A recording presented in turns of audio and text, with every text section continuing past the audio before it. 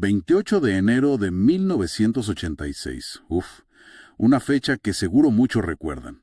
Esa imagen, el Challenger subiendo y, de repente, esa nube blanca.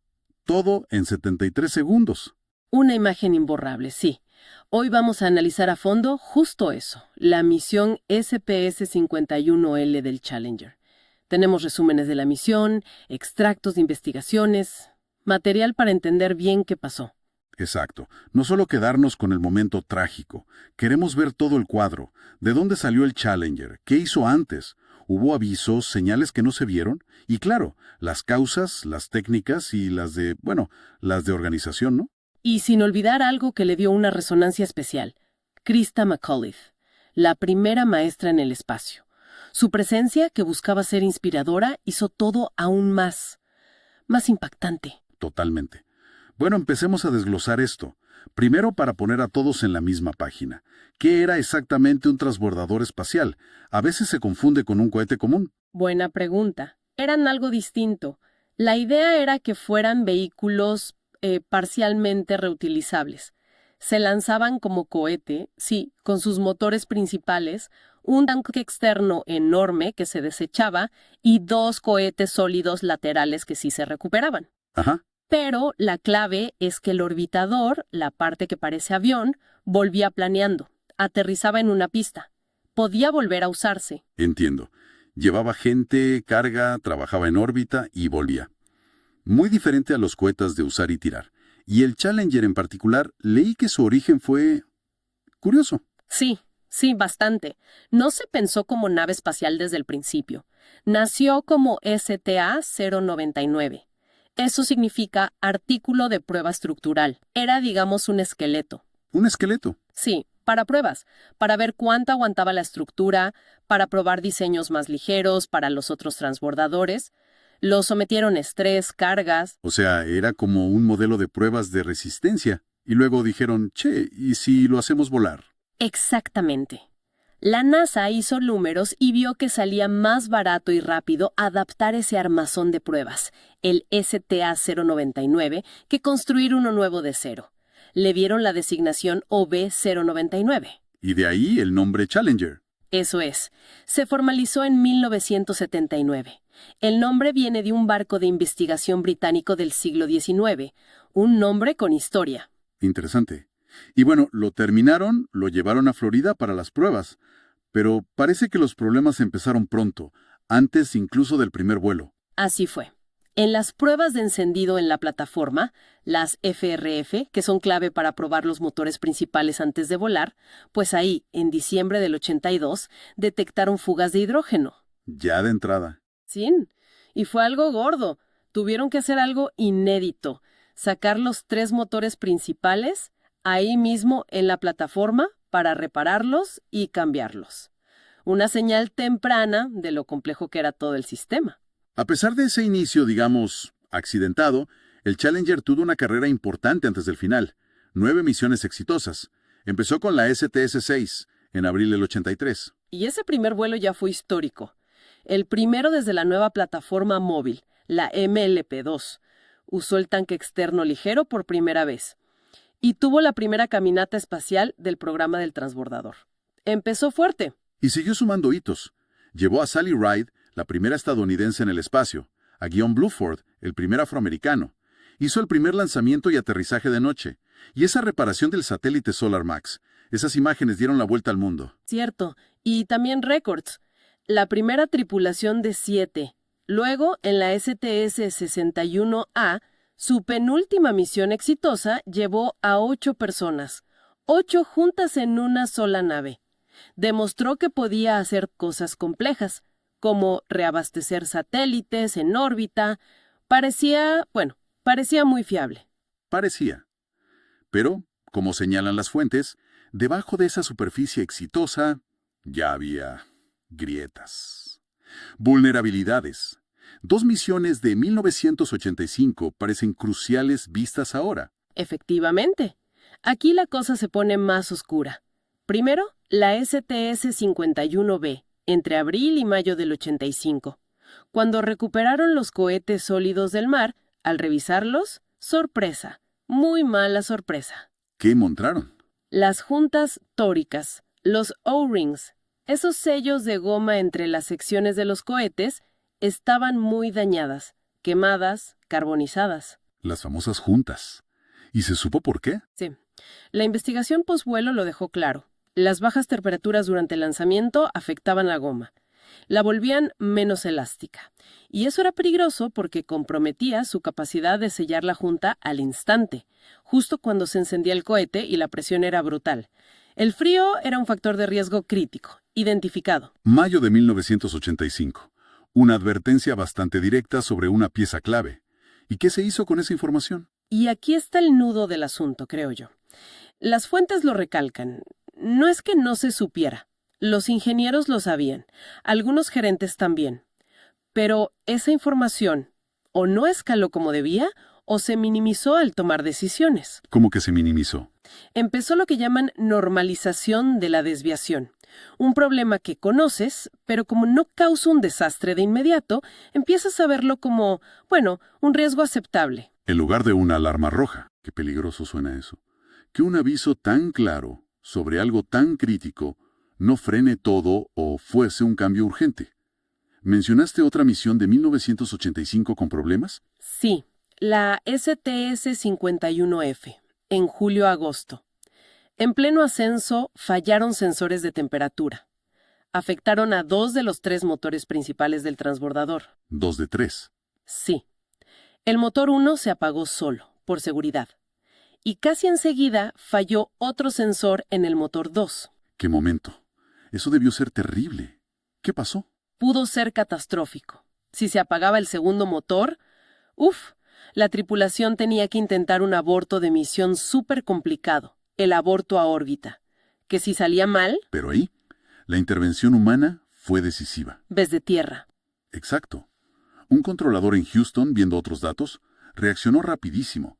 Le dijo a la tripulación que inhibiera manualmente cualquier otro apagado automático. Lo salvaron. O sea, evitaron un desastre por un telo, gracias a alguien en control de misión. Tal cual. Siguieron subiendo con 2 motores. Llegaron a órbita, pero más baja de lo planeado. Este incidente, aunque terminó bien, sumado a lo de las juntas tóricas, eran señales claras de que había problemas serios.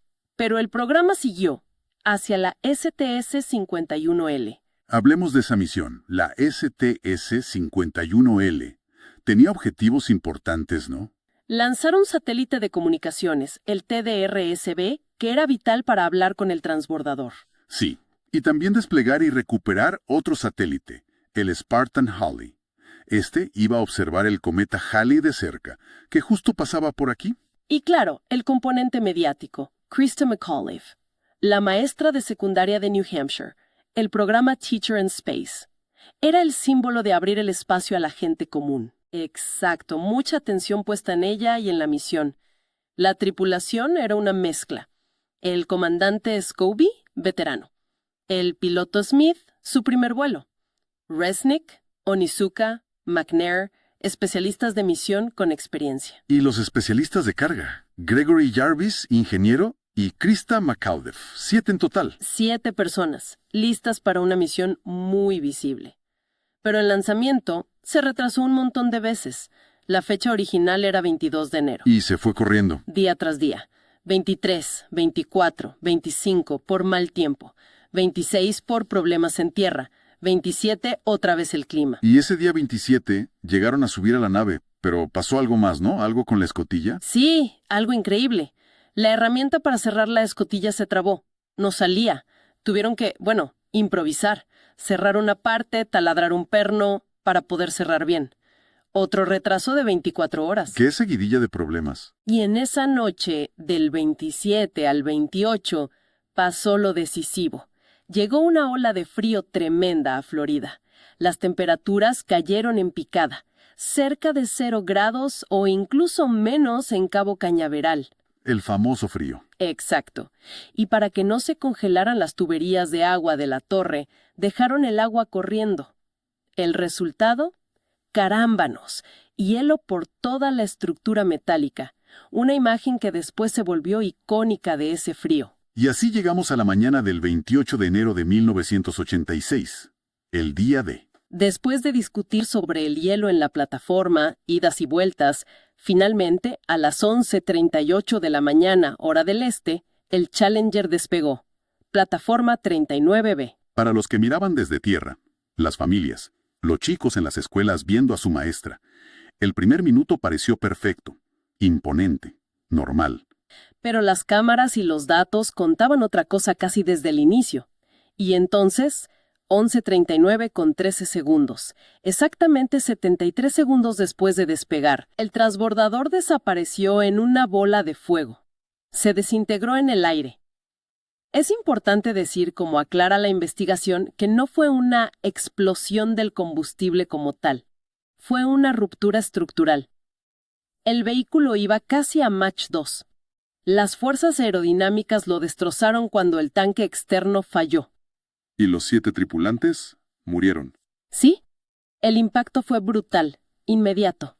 Y verlo en vivo por TV Nacional en tantas escuelas fue terrible. Esa noche, el presidente Reagan dio un discurso muy emotivo. Y se creó la comisión presidencial para investigar, la Comisión Rogers, con gente como Neil Armstrong, Richard Feynman. ¿Y qué concluyeron? Confirmaron lo que ya se sospechaba. Totalmente. La causa técnica directa fue el fallo de un O-ring, una junta tórica. Específicamente, la de la junta inferior del cohete sólido derecho, el SRB derecho. Y el frío de esa mañana fue lo que lo desencadenó. Fue el catalizador final. Sí. La temperatura era bajísima, la más baja para un lanzamiento de transbordador hasta entonces. La goma del O-ring se puso rígida, perdió elasticidad.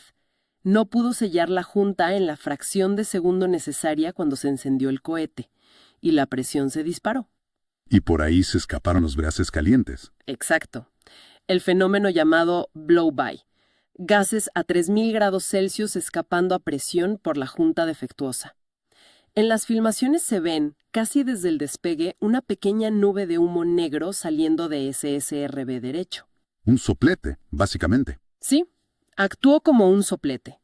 Quemó la carcasa del propio cohete y, lo fatal, perforó la pared del tanque externo de combustible que estaba al lado. Y ahí se desató todo. Fuga masiva de hidrógeno y oxígeno líquidos del tanque externo. La mezcla, la ignición, la ruptura del tanque y las fuerzas aerodinámicas hicieron el resto. Desintegraron toda la estructura. Orbitador, tanque, cohetes. Una cadena de fallos técnicos terrible, iniciada por esa junta. Pero las fuentes insisten mucho. Esto no fue solo un problema de materiales. El factor humano, organizacional, fue igual o más importante. Sin duda alguna. Lo más duro, lo más trágico, es que se decidió lanzar a pesar de que los ingenieros de Morton Vehicle, los que fabricaban los cohetes sólidos, se opusieron fuerte y claramente. Hubo una discusión la noche anterior. Sí, una teleconferencia muy tensa. Los ingenieros presentaron datos, argumentaron con fuerza contra el lanzamiento por el frío que se esperaba. Recordaron lo que había pasado con las juntas en la misión STS-51B. Llegaron a poner un límite de temperatura. Clarísimo. Recomendaron no lanzar si la temperatura de las juntas era menor a 53 grados Fahrenheit, unos 12 Celsius, y la temperatura real fue mucho más baja. ¿Y qué pasó con esa recomendación? Pues la dirección de Thiokol, presionada por la NASA para no retrasar más el calendario, cambió la recomendación inicial de sus propios ingenieros, dieron luz verde, y la dirección de la NASA aceptó esa luz verde final, pasando por alto las alertas técnicas detalladas. El artículo lo describe como una tormenta perfecta, ¿no? Fallos de comunicación, una toma de decisiones donde la presión por cumplir fechas pesó más que la seguridad, datos incompletos sobre cómo funcionaban las juntas con tanto frío, y bueno, la mala suerte del clima extremo. Pero el centro fue la decisión de seguir adelante sabiendo los riesgos. Se había instalado eso que decíamos, la normalización de la desviación. El problema de las juntas era conocido, estaba documentado, pero lo habían reclasificado como riesgo de vuelo aceptable. Como no había pasado nada grave hasta entonces, pues asumieron que no pasaría. Una apuesta terrible. Después de semejante catástrofe, ¿qué vino? ¿Qué cambios hubo? Las consecuencias fueron enormes, claro. Técnicamente rediseñaron por completo las juntas de los cohetes. Les pusieron un tercer O-ring, otro sistema de sellado, hasta calentadores para mantener la temperatura segura. ¿Y en la NASA cambió algo en cómo trabajaban? Muchísimo. Hubo una reorganización profunda. Crearon oficinas de seguridad nuevas, cambiaron cómo se tomaban las decisiones para que la voz de los ingenieros pesara más. Se buscó que la comunicación fuera más directa entre los técnicos y la alta dirección. La seguridad explícitamente por encima del calendario. Y el golpe a la confianza del público debió ser tremendo. Devastador. Una crisis de confianza total en la NASA, en el programa espacial. Y el hecho de que fuera en vivo, con la maestra a bordo, lo hizo muy doloroso, muy traumático en todo el mundo. Como dato, los restos del Challenger que se recuperaron están guardados en un silo de misiles viejo en Cabo Cañaveral. Un recordatorio permanente. Entonces, si tuviéramos que sacar la lección principal de todo este análisis, ¿cuál sería? Creo que es la convergencia fatal de dos cosas. Por un lado, un fallo técnico conocido, la debilidad de las juntas con el frío. Y por otro, quizás más importante, fallos profundos en la organización. Una cultura que dejó que la presión por cumplir plazos aplastara las alertas de seguridad. Mala comunicación, decisiones influenciadas por el calendario y la elección final de ignorar las advertencias de los expertos. La gran ironía es esa, ¿no? Que el problema central, el de las juntas y el frío, no fue algo que se descubrió después del accidente. Se sabía desde meses antes, por la inspección de la STS-51B. Exactamente. La tragedia obligó a mirar hacia adentro, de forma muy dura, pero necesaria, en la NASA y en toda la industria. Impulsó cambios reales en la cultura de seguridad, en cómo se gestionan los riesgos en proyectos tan complejos. Es un recordatorio constante de los peligros del espacio, sí, pero también de lo críticos que son los factores humanos y organizacionales. Van más allá de la tecnología pura y dura.